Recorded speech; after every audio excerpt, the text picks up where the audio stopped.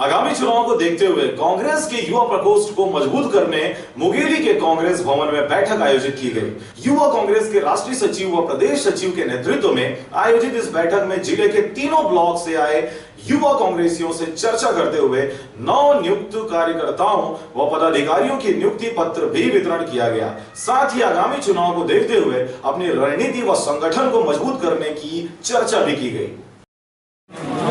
जिला कांग्रेस कमेटी, जिला youth Congress committee की बैठक थी, जिस बैठक के अंदर हमने निश्चित किया है कि आने वाले दिनों के अंदर युवा कांग्रेस जो है वो छत्तीसगढ़ की जनता की आवाज़ को लेकर सड़कों पर उतरेगी और छत्तीसगढ़ की जनता की आवाज़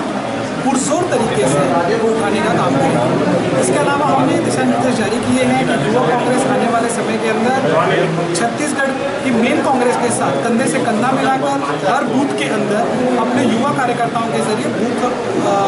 हर बूथ मैनेजमेंट का काम जो है वो भी देखेंगे।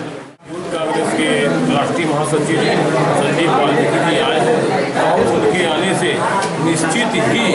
यहाँ युवा कांग्रेस मुंगेली जिला की युवा कांग्रेस रिचार्ज हो गए हैं और बहुत अच्छे ढंग से युवा कांग्रेस की अपनी